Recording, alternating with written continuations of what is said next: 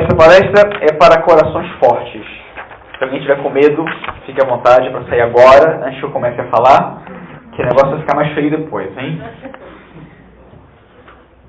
Vocês receberam uma folhinha, e eu pedir a vocês que, por favor, não se distraiam com a folhinha, mas aí vocês vão encontrar o esquema da palestra, e é uma ajuda, depois da palestra, que serve para a vida, para a reflexão de vocês, reflexão pessoal, seu exame de consciência.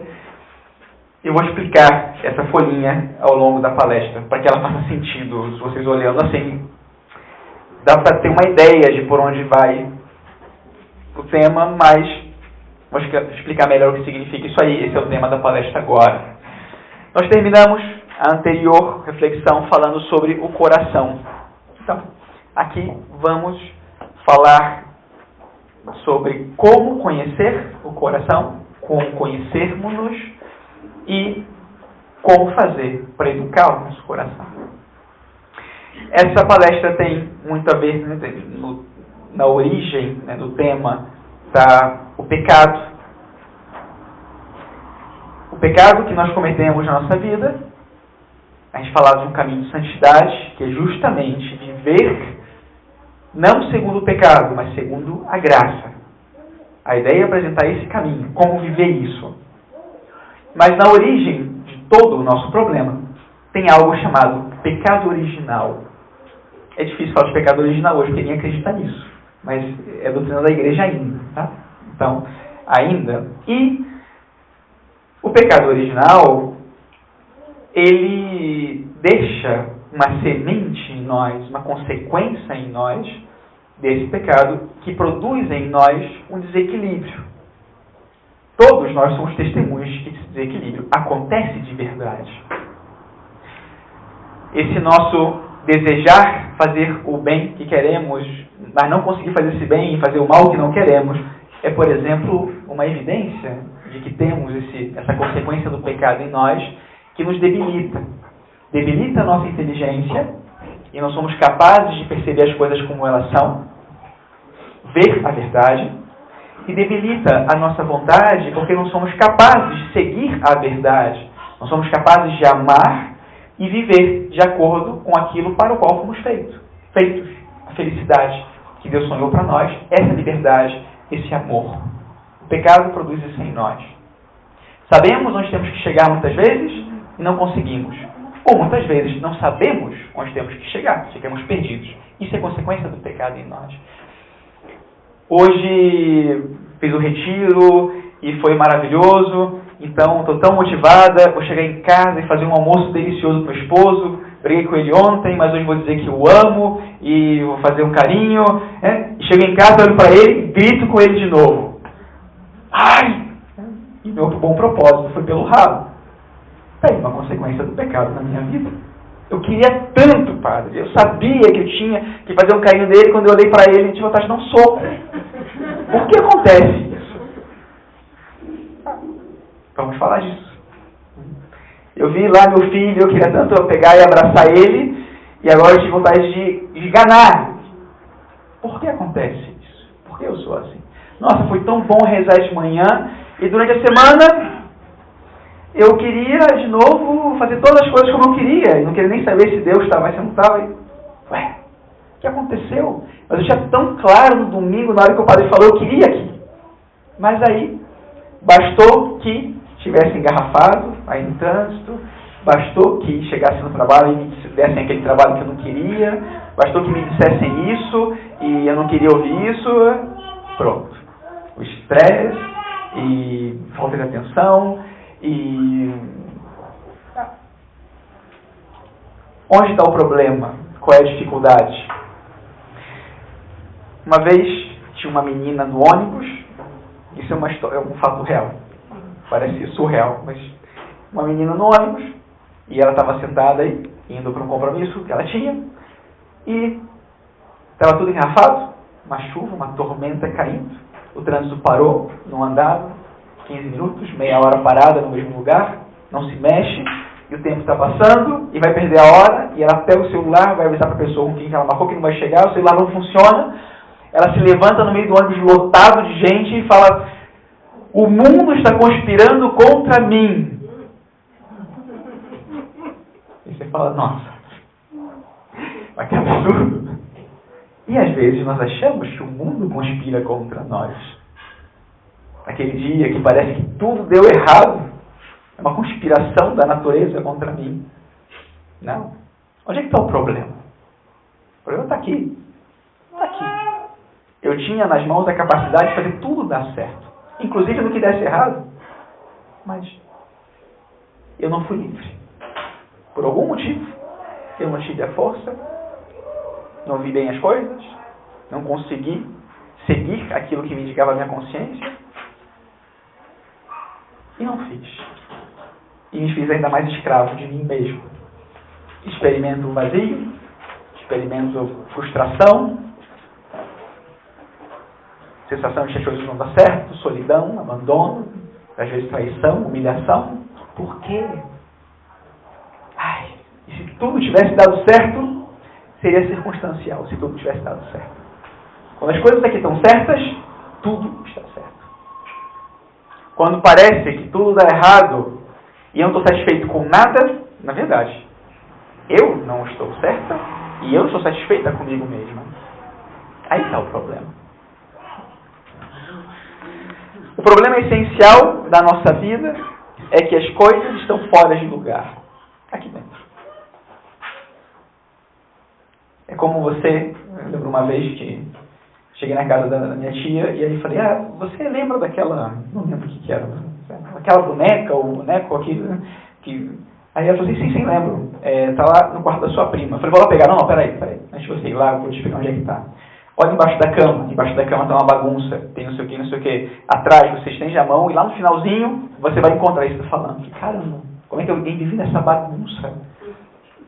Como é que você encontra as coisas numa bagunça? Normalmente você não encontra. Ela sabia exatamente na bagunça dela onde estava cada coisa. Mas o normal é que na nossa bagunça a gente não se encontra. Às vezes as pessoas chegam na confissão e abrem o armário e, nossa, cai tudo, né? Você fala, caramba, peraí, vai desmagar aqui. E às vezes na nossa alma, assim, tudo fora de lugar. E aí quando você mexe numa coisinha, cai tudo. Está tudo fora de lugar. Vamos fazer o seguinte, por que a gente não coloca umas gavetas nos arquivos e a gente começa a organizar cada coisa no seu lugar e tal? E no centro, o essencial. Vocês veem que no universo existem uma série de leis que regem o movimento dos astros, as estrelas, as galáxias, mas em todo o universo existem campos gravitacionais que fazem com que tudo se mantenha numa ordem. O sistema solar, durante bilhões de anos, segue tranquilamente seu curso e cada planeta na sua órbita, porque existe uma ordem nas coisas. Como Deus faz as coisas, né? Então, o Sol, ele tem um campo gravitacional poderoso e tudo gira em torno do Sol sem nenhum problema. A Terra não esbarra em Marte, Marte não esbarra em Júpiter, e Júpiter tá tudo no seu lugar. Que maravilha seria se na nossa vida tivesse um centro com um campo gravitacional e tudo girasse aí com serenidade, com tranquilidade, seguindo o seu curso. Como? Quem é esse centro? O que eu tenho que colocar aí? É claro, é Deus. Deus tem que estar no centro. Por isso, na primeira meditação falávamos do Senhor. É necessário conhecê-lo, amá-lo, para que ele se torne o centro. Quando ele se torna o centro, tudo pode ser organizado em torno dele. Existe uma ordem. Existe uma ordem de prioridades, existe uma hierarquia. E existe algo que é capaz de sustentar todo o resto. Onde está Deus, aí está o amor. Então, o amor ordena. E temos que ordenar tudo para o amor. Também é no fio de ouro, né? A ideia do fio de ouro. E nós temos dentro de nós um elemento que é justamente essa consequência do pecado que tira tudo de lugar. Isso se chama egoísmo. Então aqui a gente fala do amor em oposição ao egoísmo. São as duas forças que nós temos dentro de nós. Não é maniqueísta, não é yin yang, não é isso. Okay?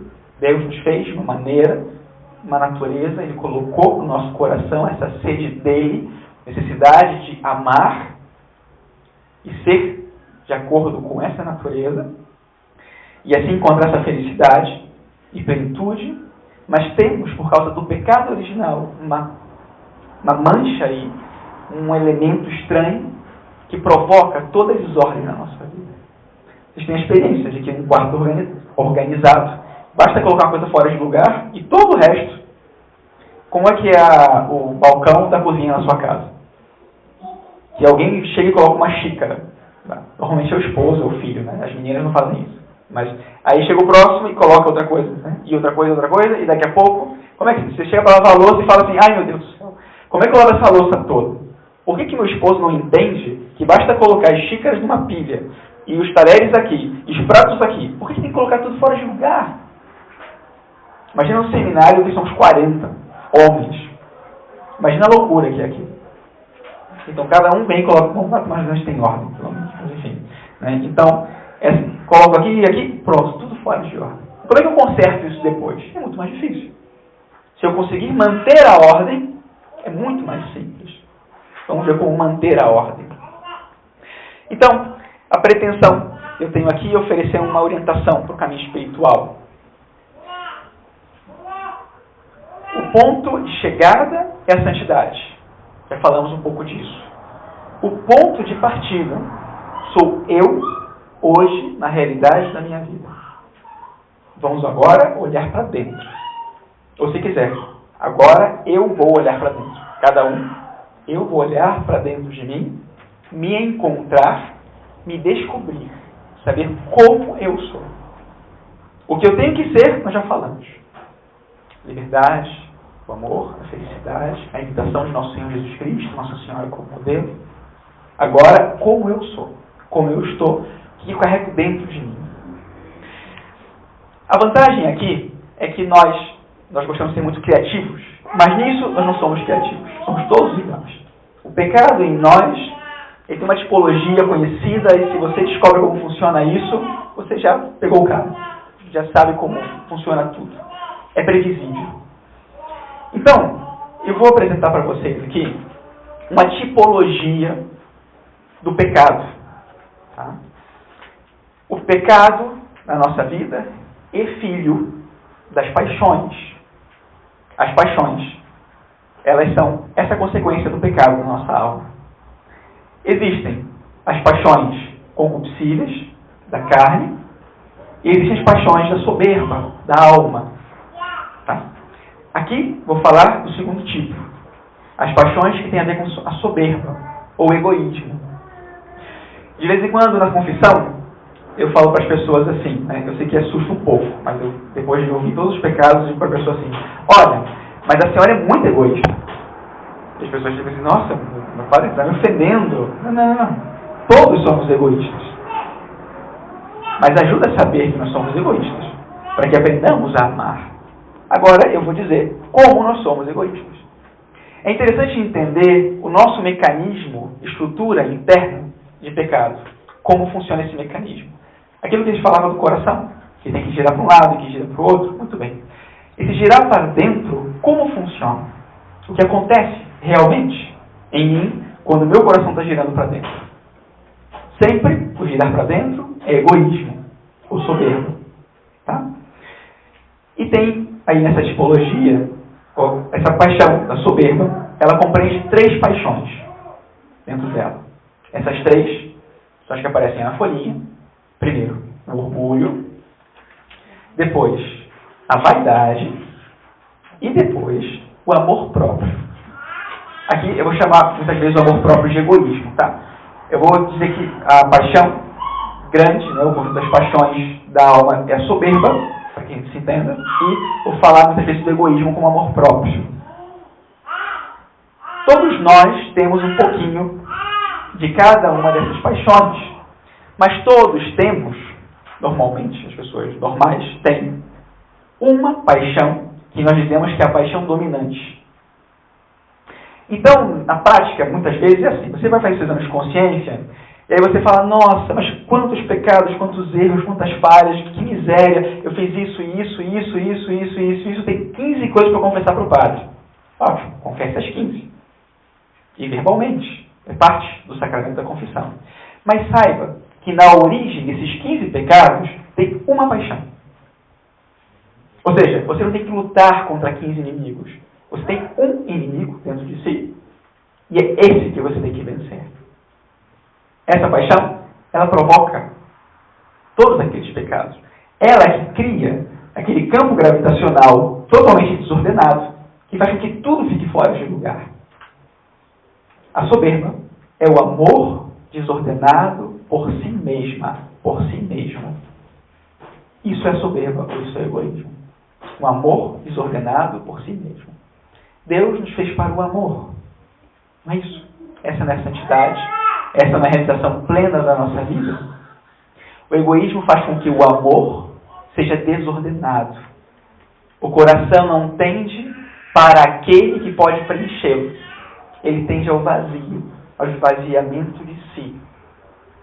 A uma entropia, um caos. E um sem sentido. Porque se ele não se preenche, não tem sentido.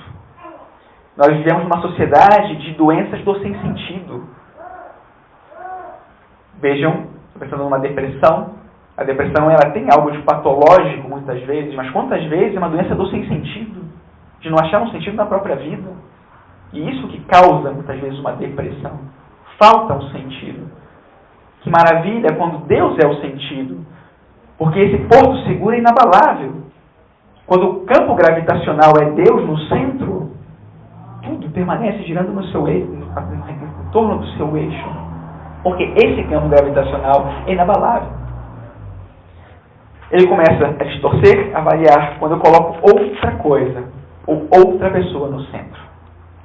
O egoísmo faz com que nós ocupemos o centro do nosso sistema. Esse é o problema, esse é o erro da nossa vida. Que nós ocupemos o centro. Seja pelo orgulho, seja pela vaidade, seja pelo amor próprio. Está muito difícil, muito longe, mais ou menos dá para entender.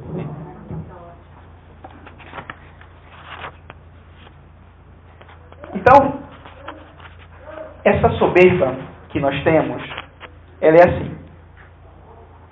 Ela faz com que nós vejamos todas as realidades segundo ela. O orgulhoso, o vaidoso, o egoísta. Ele tem aí na casa dele uma janela que está toda suja. E toda a realidade fora e dentro ele olha através desse prisma, desse vidro sujo. Bom, agora todo mundo usa Photoshop, né? E o Photoshop tem filtros. Você pode escolher o filtro que você quer para o Photoshop, né? Então, eu quero um filtro que deixa com efeito sépia, um efeito antigo, um efeito distorcido, né? Pois é. O soberbo, ele tem um filtro lá no coração dele.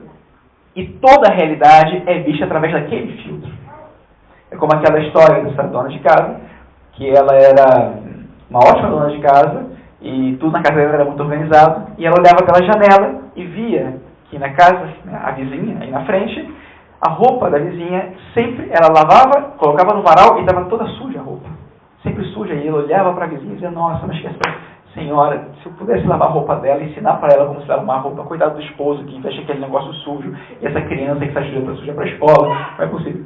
Um dia, essa senhora resolveu lavar o vidro da janela da sua casa e descobriu que a sujeira estava no vidro e não na roupa da vizinha, de quem ela falou mal durante anos. A soberba é assim. Ela nos impede de ver a verdade e segui-la, e seguir a verdade. Nos impede de viver o amor na nossa vida, porque tudo está distorcido fora de lugar. Ok? Vamos ver como limpar essa janela da nossa casa. Essas paixões, ou essa paixão dominante, também ela tem uma característica muito importante, que ela toca todas as minhas relações. Minhas relações com Deus, meu Criador e Redentor. Minhas relações comigo mesmo, comigo mesma. Minhas relações com os outros. Minha esposa, meu esposo, meus filhos, meus primos, minha família, minha mãe, com meu cachorro, com meus vizinhos, com quem quer que seja. é soberba, ela domina tudo. E com essa paixão, orgulho, vaidade, amor próprio, eu trato todas as pessoas e a mim mesmo. Tá? Vamos ver isso agora.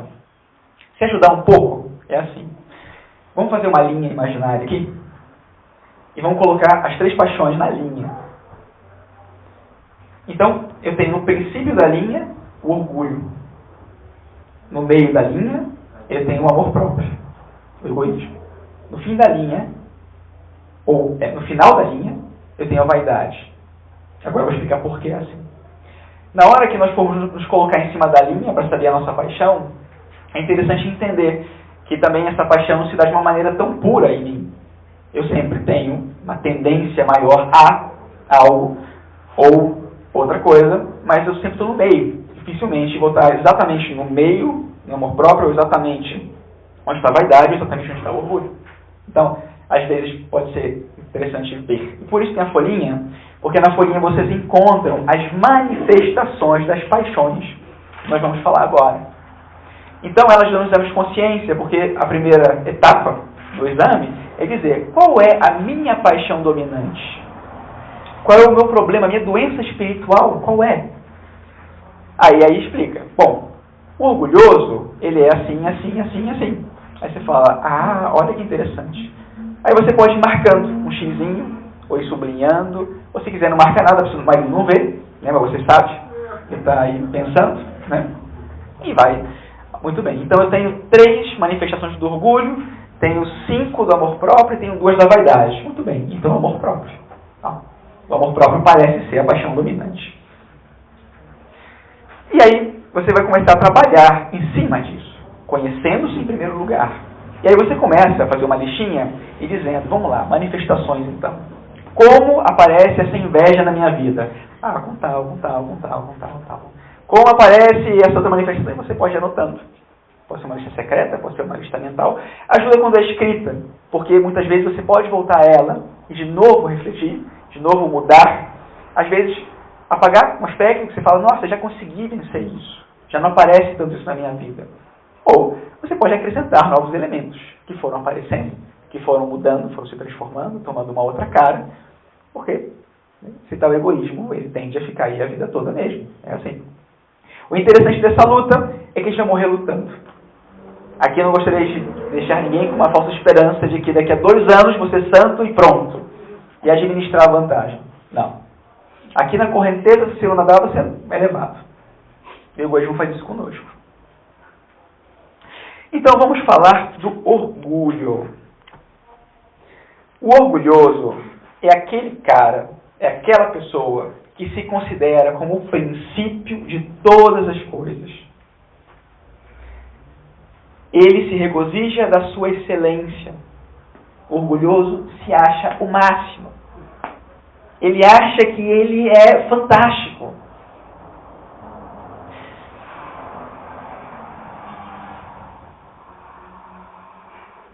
É difícil você falar com um orgulhoso, com todos, né? Com todos. Porque ele está falando de uma coisa e parece que ele está contando outro filme, né? Você viu o mesmo filme com ele e ele está contando uma coisa que você fala, gente, isso nunca aconteceu. Isso não é assim. Mas, claro, é a maneira que ele tem de ver as coisas. O orgulho, sempre as 3 paixões nos levam a ver a vida de uma maneira distorcida. As pessoas de uma maneira distorcida. A distorção do orgulhoso é mais ou menos assim. É como se ele estivesse sempre por cima. A visão dele é de cima. Né? Ele é o princípio. E ele está lá em cima, olhando tudo. É como se ele estivesse sempre pulando de um avião e vendo as outras pessoas todas lá embaixo como formiguinhas. Todo mundo é pequeno para ele. Desprezível. Ele é o máximo. Como é difícil para Deus ser Deus para o orgulhoso, porque o primeiro princípio, que é Deus, não pode ser o primeiro princípio na vida dele. Porque ele é o cara. Como alguém pode ousar ser melhor do que ele? Inclusive Deus. O orgulhoso, ele não recebe inspiração do Espírito Santo, só conselho. Ele opina. Tem uma passagem nos Apóstolos que Pedro diz, nós, o Espírito Santo, decidimos. né? O humilde ele pode decidir com o Espírito Santo, mas o orgulhoso, o Espírito Santo tem que pedir um pouco, com licença, por favor, né? E se eu estiver de bom humor, eu acato. Assim é o orgulhoso. Isso acontece nas relações com Deus, obviamente. Mas se isso acontece nas relações com Deus, acontece também com os outros.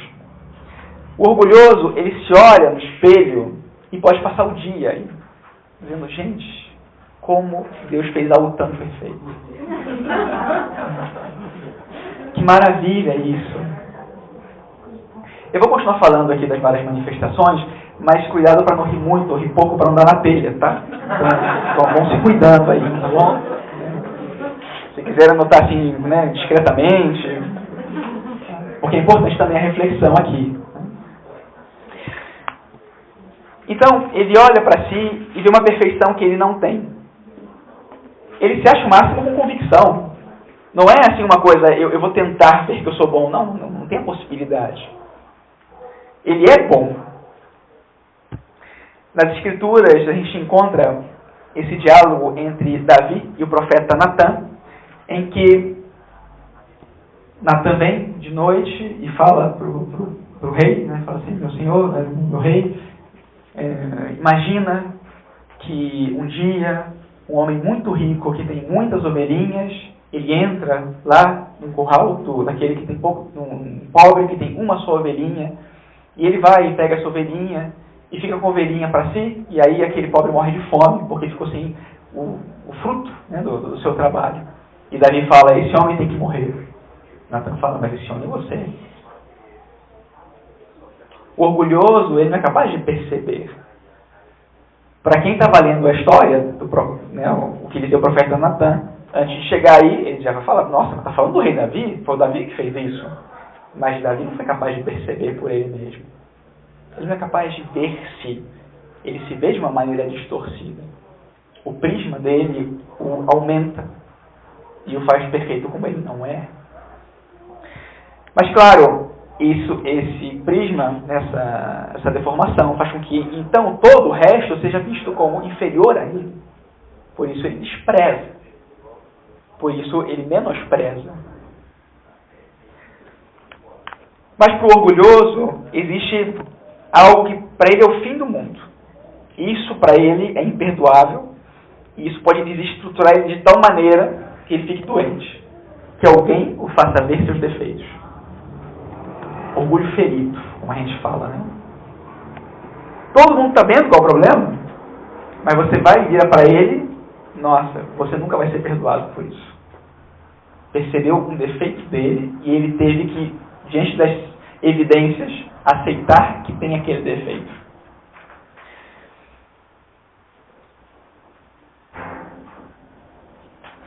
O orgulhoso, ele não costuma pedir desculpas, e é porque ele não erra.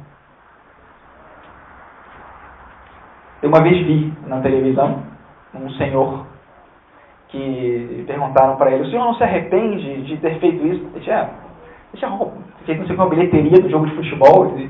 E disseram, mas o senhor não se arrepende disso? Ele falou assim, eu nunca me arrependo. Escutaram isso de alguém? Eu escutei isso já na televisão. Para mim é indignante uma coisa dessa, mas eu nunca me arrependo. Eu falei, nossa, isso é orgulho. Eu aqui cito umas manifestações e muitas são exageradas. Mas vocês adaptem, encaixem de acordo com a realidade de vocês. Né? Eu faço isso com as minhas. Então, algumas manifestações do orgulho. O orgulhoso é independente. Ele não precisa de ninguém, porque ele é autossuficiente. Ele tem tudo o que ele precisa para ser feliz. Ele se basta a si mesmo. Então, ele não sabe trabalhar em equipe, porque ele não precisa dos outros. As suas ideias são sempre as melhores. Deus mesmo ocupa o segundo lugar. Imagina ser casado. Não, imagina que você é orgulhoso e está casado. Está casado. De fato, uma coisa importante. Isso aqui é para você, não é para o outro. Tá? Não é para você chegar em casa e dizer, meu bem, descobri seu problema. Tá? Não. É para você, ok? É para a sua reflexão e seu entendimento com Deus Nosso Senhor e você mesmo, ok? Então não é para julgar os outros, eu falo disso aqui daqui a pouco. Tá? Então é para que você chegue a essa plenitude. Tá? Você que ajude o outro, mas não que julgue o outro. Então, sim, é válido chegar em casa e dizer, meu bem, eu mudei. Agora eu sou uma outra pessoa. Vamos ver por quanto tempo. O orgulhoso é impaciente. Ele é impaciente com todos, inclusive com Deus. Porque se ele é o princípio, ele é o máximo, também o tempo dele é o melhor para tudo. Ele que sabe das coisas. Então, muitas vezes, Deus não faz bem as coisas. Ele não é capaz de compreender, ele não é capaz de considerar que Deus faça bem as coisas. Por isso pode excluir Deus da sua vida. Não precisa escutar os outros. É aquela pessoa que você conversa com ela e aí você começa a falar assim, nossa, eu fui no lugar assim, eu também conheço, eu sei disso. E nesse lugar eu visitei, eu também já fui, eu conheci muito bem como é que é isso. Aí você fala, já foi nesse lugar? Não fui, mas eu sei, eu li. Então essa pessoa sabe de tudo e quando ela conta as coisas, a verdade toma um viés assim. Eu tinha uma amiga que a gente de vez em quando saía, né, saía os amigos, e de vez em quando ela contava histórias e nós éramos personagens das histórias que ela contava. Ela falava, né, sei lá, falava pra mim, André, lembra daquele dia? Lembro. Muito bem. Aí ela começava a contar a história e começava a falar assim, mas eu não lembro disso. Isso aconteceu? E ela inventava uma história, né? Claro, ela assumindo o protagonismo daquilo, e tudo era maravilhoso. E disse, gente, mas eu não lembrava que isso tinha sido assim. E o orgulhoso é capaz de ver as coisas assim.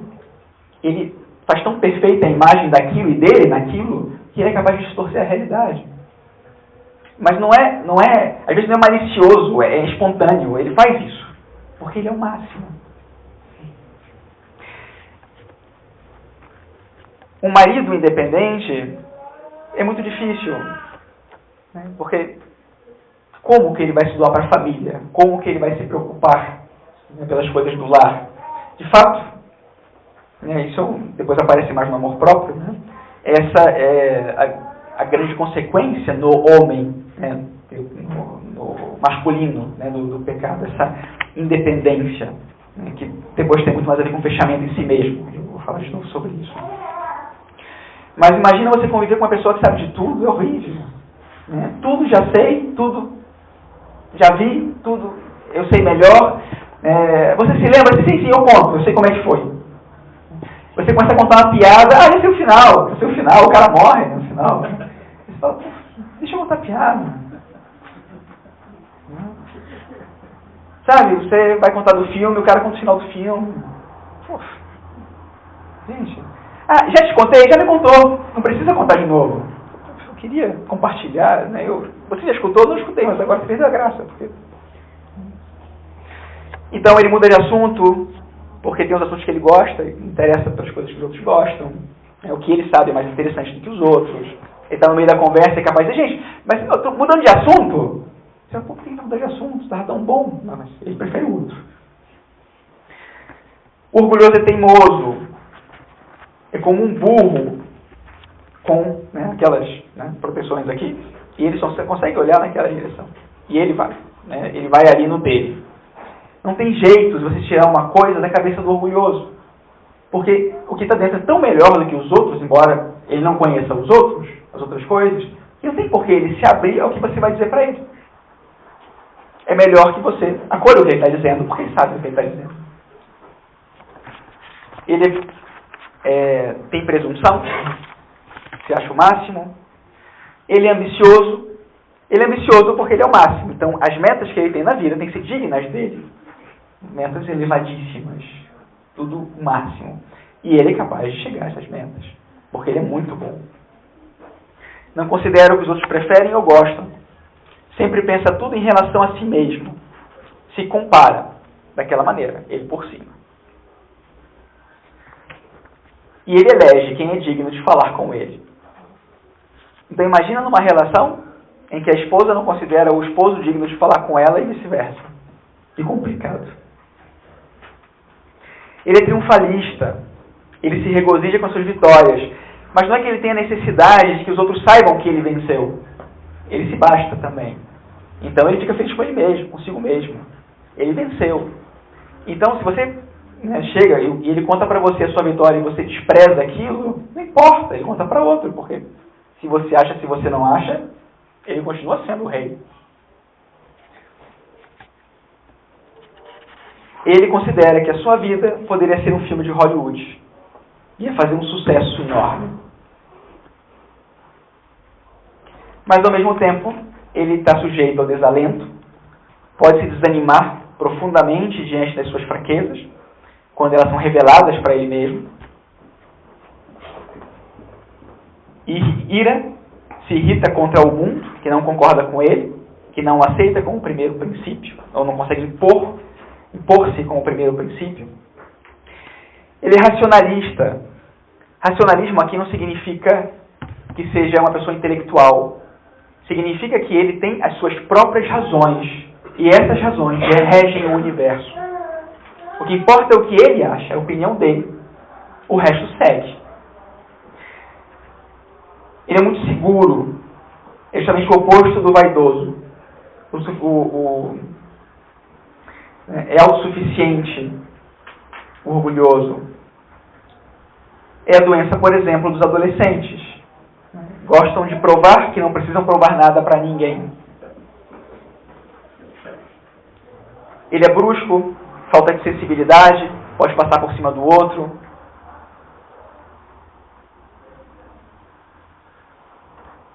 Impõe seus próprios critérios, resiste sempre à opinião do outro. Impõe seus gostos. Seus critérios são absolutos, tem razão em tudo. Espírito de contradição.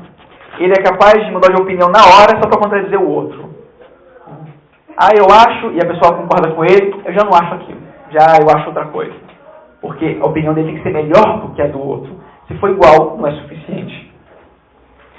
E depois um elemento aqui que é muito importante, uma manifestação muito importante, que se chama juízo temerário.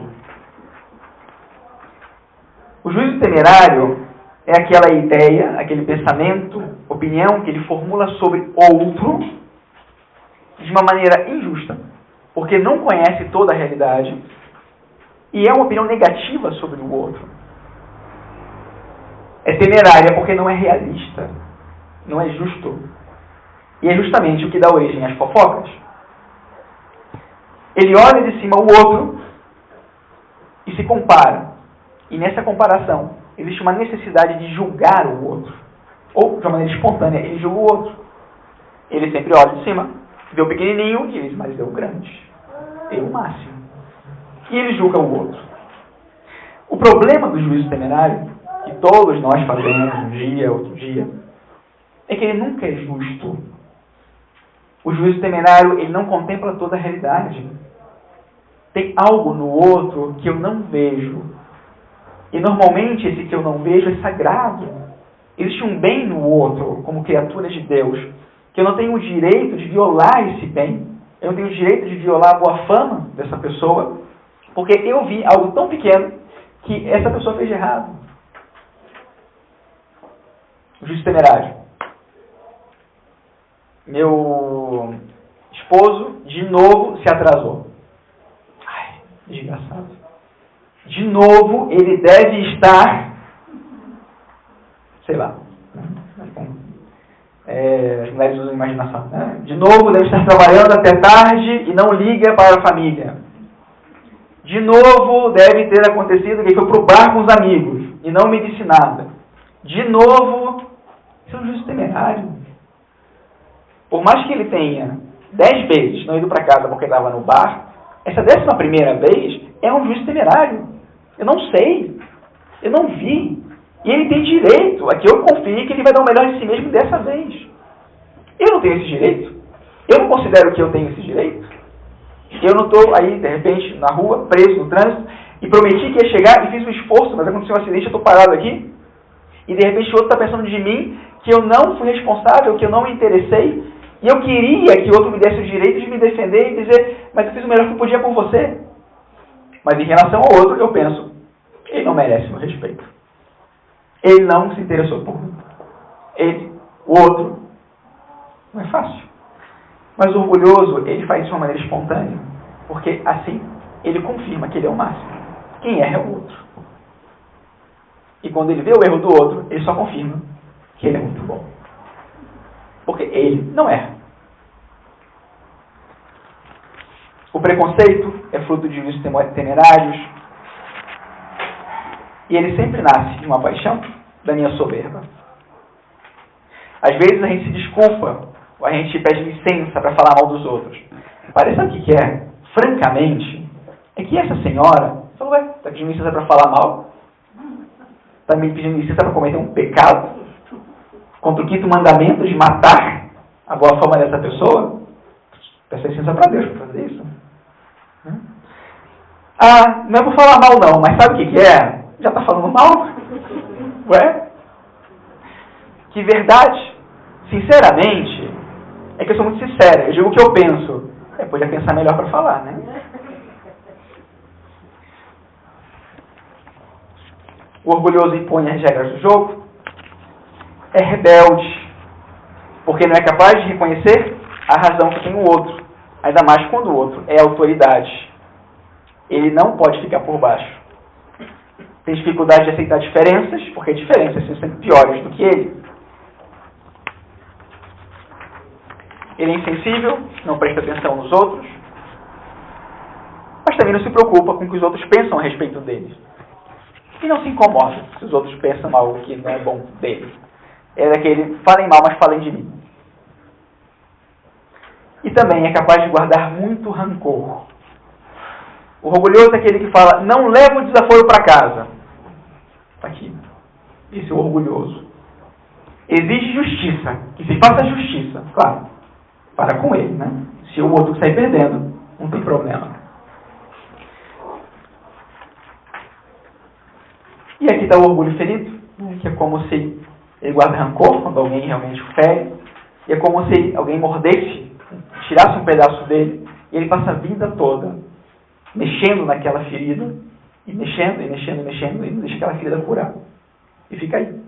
Não porque o outro fez, mas porque existe nele uma debilidade que o maltrata, que o destrói por dentro. Esse é o problema. Segundo, o vaidoso. Vou tentar ir rápido aqui. O vaidoso, ele está do outro lado da linha, né? No princípio está o orgulhoso e no final está o vaidoso. O vaidoso, ele pretende ser fim de todas as coisas. O orgulhoso é o princípio. O vaidoso é o fim. O valor do vaidoso é regozijar-se do que os outros pensam dele. O orgulhoso não precisa dos outros. O vaidoso tem necessidade. O orgulhoso é muito seguro de si. O vaidoso, ele é extremamente inseguro porque ele depende totalmente da opinião dos outros. E sofre. Tinha um desenho animado na televisão, que eram os dinossauros. Não sei se alguém viu os dinossauros. Mas tinha um dinossauro que era meio perturbado psicologicamente. Então, estão aí na fábrica. E aí, os vários colegas dele estão fazendo uma reunião de trabalho. E estão conversando a portas fechadas. E ele passa em frente à porta e fica assim, né? Olhando para a porta. E aí se aproxima, se afasta, vai para adiante, volta. Não sabe se... Está inquieto na frente da porta. Tem uma hora que ele toma coragem, abre a porta e fala, gente, só preciso saber de uma coisa. Vocês estão falando de mim? Não, a gente não está falando de você. Ai, tá bom. Né? Aí fecha a porta. A hora que eu vou sair, vocês vão falar de mim? Não, fica tranquilo, ninguém vai falar de você. Ai, tá bom, que alívio, né? Sai, pode seguir tranquilo. Isso é o vaidoso. Se atormenta. Se errou, os outros viram, gente, aquilo, viram que eu fiz aquilo. Eu errei. Ai, falhei. Então o exame, cuidado, porque o exame de consciência do vaidoso pode ser muito complicado. Porque esse olhar para si mesmo e ver as próprias culpas pode ser destrutor para ele. Ele se aniquila naquilo. Então, ir à confissão e reconhecer para o sacerdote e pedir perdão a Deus por aquilo é difícil demais. Ter que admitir as próprias culpas. Ele tanto queria ser perfeito, mas não é. E vê as suas debilidades por todos os lados. Elas atormentam, são fantasmas. Ele acorda de noite olhando... eu achei que tinha falhado de novo, vou voltar a dormir. Né? É um exagero, né? Obviamente. E essa é uma doença muito própria da nossa cultura. O brasileiro é muito orgulhoso, muito vaidoso. Né? O brasileiro traz muito isso. De maneira especial, os homens. O homem brasileiro ele tem muito disso. E sofre muito por isso. Ele sofre com essas incertezas que tem a respeito de si mesmo, baixa autoestima. Né? No campo da psicologia é correlacionado, né, com a vaidade. E o filtro através do qual ele olha para o mundo é justamente o oposto do orgulhoso. Ele olha para o mundo lá de baixo. Ele está numa fenda, enterrado na terra, e olha o mundo lá em cima. Ele se coloca embaixo. Ele sempre se compara espontaneamente com os outros, mas a comparação dele está de outro ponto de vista. Ele está olhando de baixo para cima. E ele olha para cima e fala como eu queria estar lá. Mas ao mesmo tempo, ele tem uma dificuldade para escalar e subir. Então, o remédio dele é trazer os outros para baixo. É um pouco, né, no Rio tem uma rivalidade grande entre Flamengo e Vasco. Né? Então, tem um dirigente, né, do Vasco, que ele falava assim, né, desculpe, alguém é vascaíno, espero que não. Mas aí ele repetia isso, ele falava assim, não, para mim, melhor do que o meu time ganhar é o Flamengo perder. Eu falei, caramba, gente. Então não é preocupação por ele ser maior, não, ele arrasta o outro para baixo. Para que o outro fique embaixo dele, mas ele não vai sair, mudar aquele ponto de onde ele está. E por isso o vaidoso é capaz de fazer juízos temerários também. De falar mal do outro. Porque ele precisa jogar o outro para baixo. É a maneira que ele tem de ficar por cima. Assim é o vaidoso. O vaidoso é muito irônico. Ele odeia a ironia. Que faça ironia com ele, isso é, nossa, estão me menosprezando, me desprezando, estão pisando, me humilhando, mas ele faz. Porque assim ele coloca o outro para baixo. Para que intelectualmente ele se sinta. Né? Coloca para cima e coloca o outro para baixo. E aí aqui tem um mal muito perigoso numa família. Imaginem que a vaidade esteja tão presente na família que leve a esse tipo de comportamento, esse tipo de juízo. A ironia, o falar mal do outro, comentários de maledicência, para que o outro se sinta pior. Por exemplo, imagine um vaidoso, inseguro, um esposo inseguro, que tem que lidar com uma esposa de sucesso. É um tormento aquilo. A minha mulher é melhor do que eu. Ou uma mulher que é insegura e que vê o seu esposo como é carismático e diante dos outros e como sofre por aquilo. Pode parecer que o medo dela é perder o esposo no meio das outras mulheres, mas não, o problema não é esse. É que ela se compara e se coloca para baixo. Depois, não vai dar tempo, mas enfim, muitas manifestações de soberba, a gente pode ver nos 3 perfis. E aí você fala, todo mundo tem dificuldade de perdoar. Sim, mas acontece de uma maneira diferente em cada perfil. O vaidoso não perdoa porque ele está humilhado. O orgulhoso, porque tem orgulho ferido. Né? O egoísta, porque incomoda o outro que o afasta da comodidade dele. Então, cada um tem a sua maneira, né, de viver o seu pecado, de acordo com a sua paixão. O vaidoso ele tem uma doença que chama respeito humano. Respeito humano não é respeitar os mais idosos, não é isso. Respeito humano é a preocupação com o que os outros pensam. Essa é uma doença muito séria do vaidoso. É o que a gente falava do dinossauro, né? A preocupação com o que o outro pensa. Ele busca sempre o reconhecimento. Ele morre de inveja do orgulhoso porque ele queria ser orgulhoso. Ele queria ser seguro como é o orgulhoso. Ele tem inveja daqueles que recebem o reconhecimento. Agora, quando ele recebe o reconhecimento, aí ele aproveita.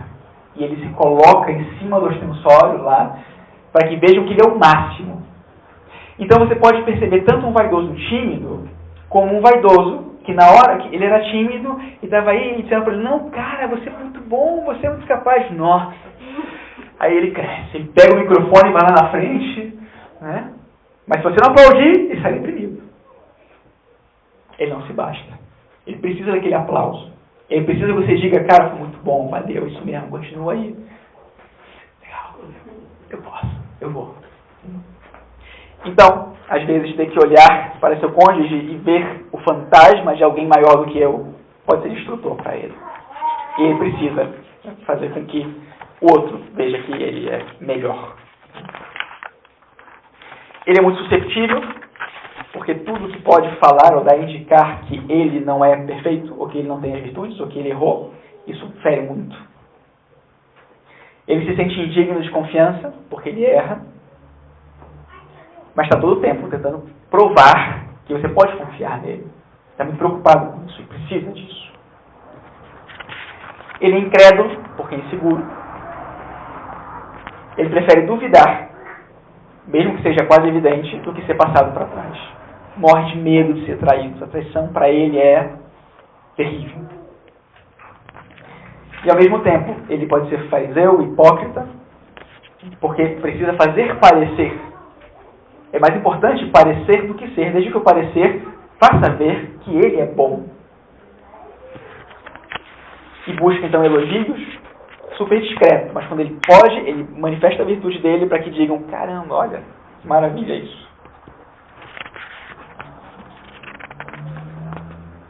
E por fim o egoísmo, amor próprio. Se considera como o único princípio. Não está nem na uma ponta, primeiro princípio, nem na outra ponta, vaidoso, último princípio, ele é no centro. Esse é o egoísta, tá? O que vive o amor próprio. Então, ele vive um tipo de solipsismo, ele é a única pessoa da qual no mundo ele tem a certeza da existência. Um pouco. E por isso ele é indiferente aos outros. Não é malícia, ele é assim, ele consegue se ver, e se vê no centro, e se vê, talvez nem no centro, ele se vê num plano fora dos outros. E ele é o único que interessa. O seu tempo, os seus bens, o que ele pensa, não é comparar-se, porque ninguém está no nível dele. Ninguém está no mundo dele. Então não é que ele se compare, ele se opõe. Ele opõe para se manter dentro do pensamento dele, do caminho dele, da zona de conforto. Então ele se opõe. Mas é por isso. Não é pelo outro, é por ele. Para ele permanecer só no mundo dele. Então ele não se interessa pelo próximo. Por isso ele pode ser frívolo no trato.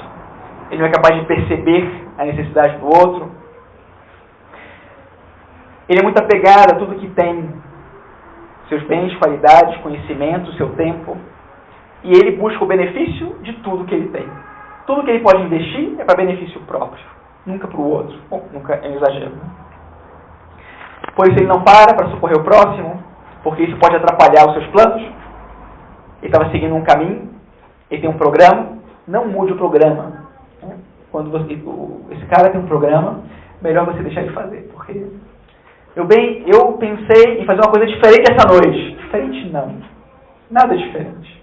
Eu tenho meu programa. Posso dizer o que a gente vai fazer hoje? É muito difícil sair com um cara desse, porque tudo tem que ser da maneira que ele quer. Ele tem o gosto dele. O filme é o filme de ação que ele quer ver. Nada de romance, senhores. Ok? Agora só filme de ação. Porque é o filme que ele gosta. Ninguém conhece ninguém assim, é claro, né? Isso é só uma maneira de... Isso é uma hipótese, né? Sobre a vida espiritual.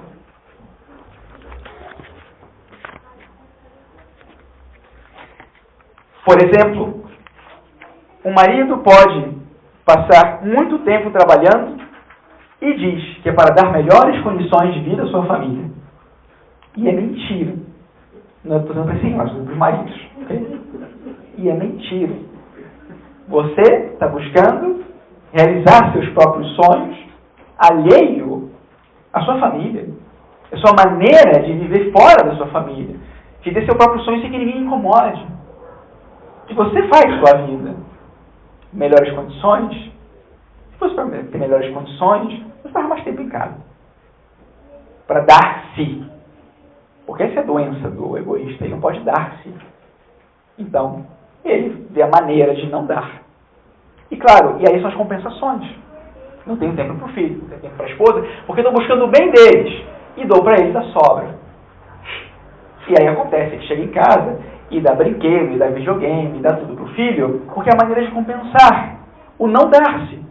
Como eu não me dou, eu tenho que compensar e dar outra coisa. E as crianças crescem como crescem, achando-se as donas do mundo e que podem tudo, porque os pais fazem sentido assim. Na verdade, estão seguindo a trilha do próprio pai.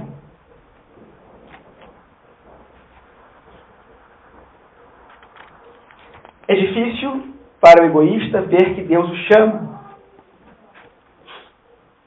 Ele se chama a si mesmo. Ele sonha e ele realiza. Ele busca seus interesses, não chamados. O egoísta, ele é caprichoso. Gosto tudo do meu jeito. E para me comprazer. E é claro, esse cara nunca está satisfeito. E não é porque ele busca a perfeição. O problema dele não é esse. É que ele busca a satisfação dele. O regozijo dele. Ele nunca está satisfeito. Ele não faz questão que os outros vejam suas virtudes. Porque se os outros soubessem que ele é bom, ele teria que fazer algo mais pelos outros. Ele prefere que ninguém saiba. Eu, na minha, tranquilo. O orgulhoso precisa. O vaidoso também. Esse cara aqui não. Melhor que você não veja que eu sou ótimo nisso, senão você vai pedir ajuda e eu não quero. Não estou disposto a isso. Ele não tem medo de ninguém. Só de dispersar energias com os outros. Atenção, esposos e esposas. Saber ceder. Quem cede sempre vence. Ceder supõe liberdade, desprendimento, desapego. O egoísta, no trabalho em equipe, sempre desconfia. Mas não é porque ele seja orgulhoso, ele não está se comparando. O medo dele é que o outro tire algo que ele tem. Procura sempre a justiça entre as partes, mas não é por virtude, é para assegurar a parte dele. Pode exigir que os outros trabalhem, para que ele trabalhe menos. Apego à sua própria posição, opinião, parecer.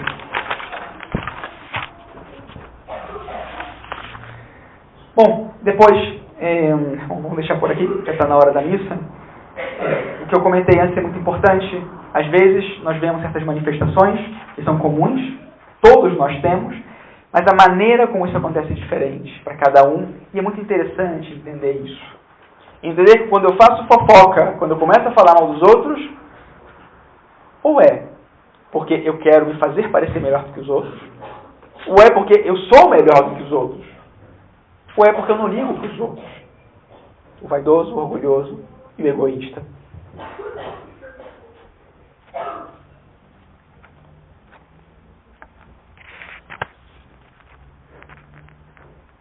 A dificuldade de perdoar acontece para todo mundo. Para todo mundo é difícil perdoar.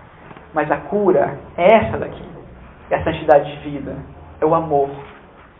Porque a dificuldade do meu perdão depende 99% não do que o outro fez, mas da maneira como eu vejo o que o outro faz. É o meu ponto de vista aqui. E de repente o que o outro fez não tinha nada de pessoal contra mim. Não era porque o outro queria o meu mal. Não é porque o outro, de repente, não pensou, não sabia. Ou porque ele não era livre para fazer outra coisa. E para fazer a melhor escolha.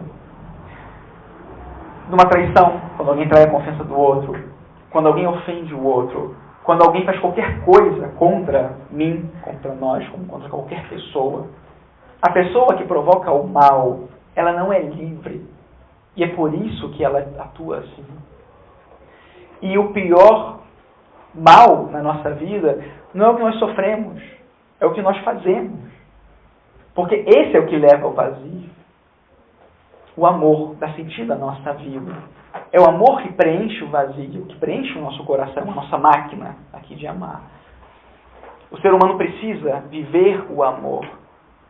Quando nós amamos e não somos correspondidos, nós podemos ainda assim experimentar uma plenitude, porque fizemos o melhor que podíamos fazer.